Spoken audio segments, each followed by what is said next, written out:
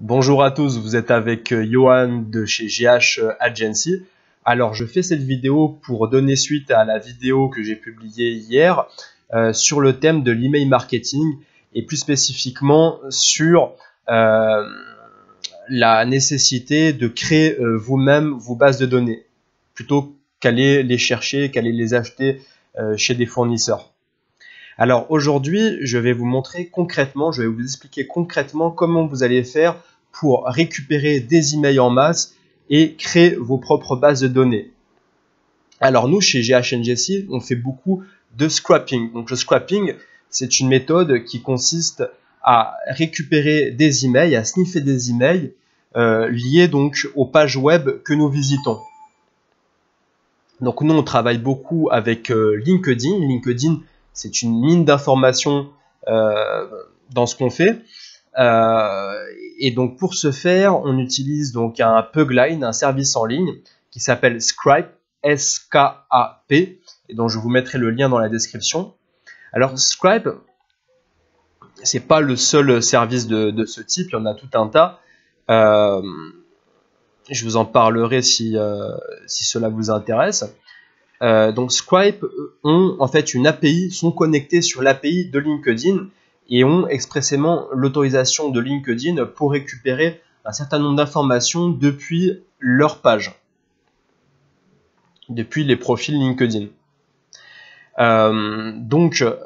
Scripe, donc vous installez Scripe sur votre navigateur.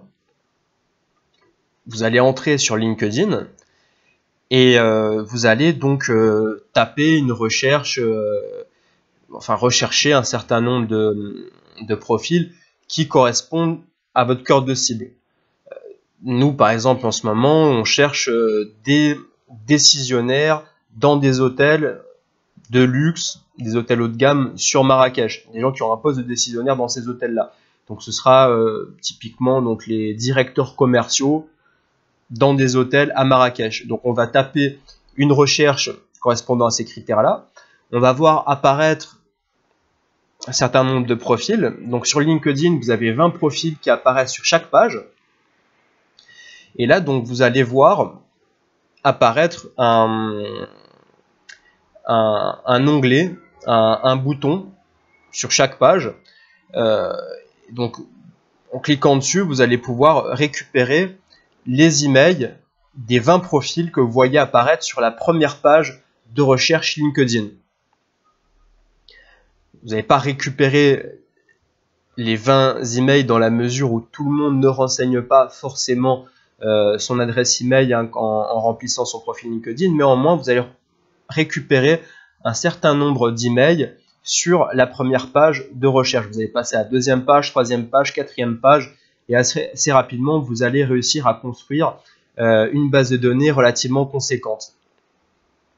Donc dans un nouvel onglet, vous allez donc ouvrir votre service en ligne, donc ici Scripe. Et donc vous allez avoir récupéré donc, la liste des emails que vous avez sniffés depuis LinkedIn.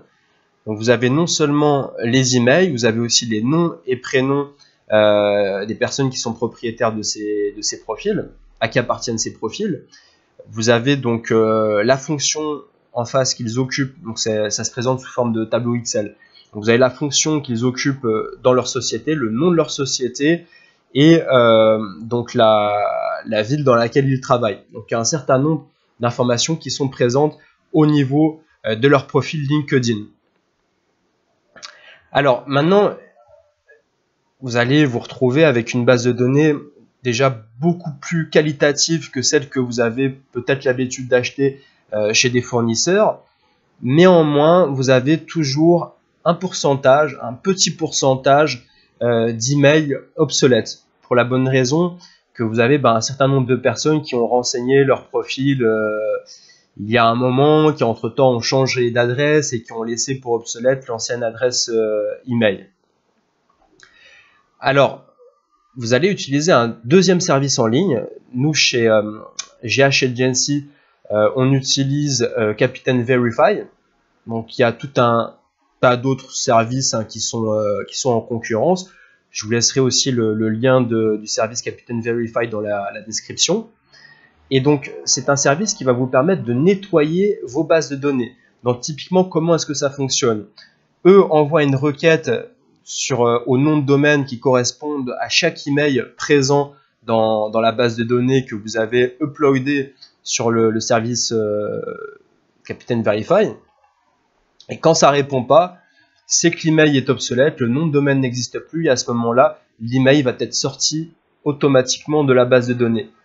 Et là, vous allez vous retrouver avec une base de données hyper qualitative, avec des gens dont vous avez les noms, vous avez le nom des sociétés dans lesquelles ils travaillent, les postes qu'ils occupent, voilà, quasiment plus d'adresses obsolètes. Et là, maintenant, il ne vous reste plus qu'à envoyer vos emails en masse. Et donc, vous allez utiliser ce qu'on appelle un email service provider. Donc, il y en a tout un tas. Il y en a qui sont plus adéquates quand on fait du cold emailing, d'autres qui sont plus adaptés à la newsletter. Nous, typiquement, pour du cold emailing, on utilise MainCheck. Donc, il y a tout un tas d'autres services, vous avez notamment MainJet, vous en avez tout un tas. De la même manière, je vais vous laisser le lien vers MainCheck dans la description. Et dans la prochaine vidéo, donc, je vous parlerai du cold emailing, d'une part, et d'autre part de la newsletter. À savoir que ce sont des approches qui sont différentes, on utilise des services différents. Voilà, c'est deux choses à bien distinguer, d'une part le cold emailing et de l'autre la newsletter, avec toutes les différences que cela comporte. J'espère que cette vidéo vous a plu et vous a été utile. Si c'est le cas, laissez un pouce bleu, abonnez-vous à notre chaîne YouTube et je vous donne. Et puis si vous avez des questions, faites-moi en part dans les commentaires. Je vous répondrai le plus rapidement possible. Et puis je vous souhaite une bonne soirée et puis surtout un excellent week-end. C'était Johan de chez GH Agency.